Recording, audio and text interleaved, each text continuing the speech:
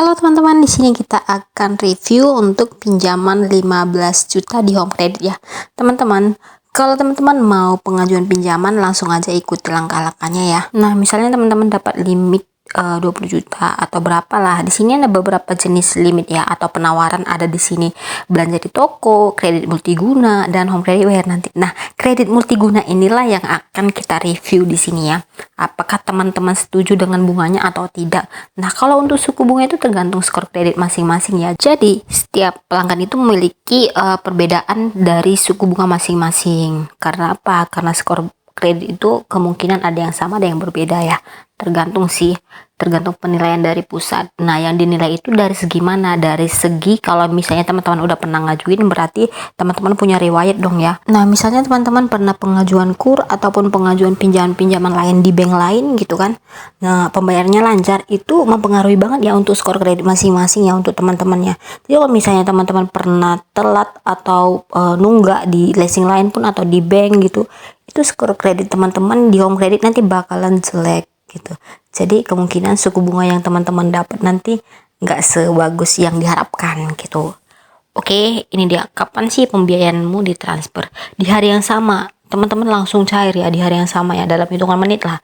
Kalau datanya valid. Kalau misalnya ada datanya tidak valid, misalnya KTP-nya patah, KTP-nya blur, atau nomor rekeningnya nggak atas nama sesuai KTP, itu kemungkinan agak lama. Jadi pastikan datanya valid.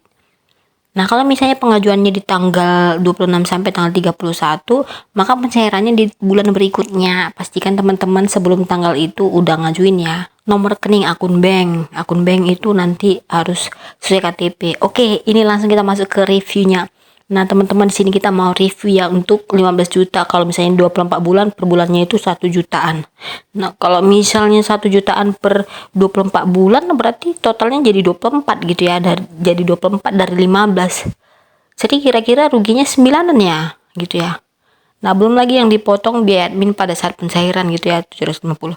Jadi menurut teman-teman ini bagus nggak gitu ya. Tapi ini kan tergantung skor kredit masing-masing. Jadi kalau misalnya suku bunga di video ini agak lumayan besar, nah belum tentu juga di teman-teman nanti suku bunganya besar gitu. Bisa aja kecil gitu ya. Jadi pastikan teman-teman cek dulu, pastikan dulu apakah sesuai yang diharapkan gitu ya. Kalau misalnya sesuai yang diharapkan, hitung-hitungannya oke, silakan gitu. Oke. Nah, untuk 21 bulan kalau misalnya minjam 15 juta, cairnya itu kan 14.250 dan per bulannya itu 1.172.000. Nah, kalikanlah 1.172.000 kali 21. Oke, teman-teman, ingat ya kalau suku bunga itu tergantung skor kredit. Kalau misalnya di sini menurut teman-teman terlalu gede, ya belum tentu di teman-teman itu juga segitu gitu ya. Bisa jadi lebih ringan gitu.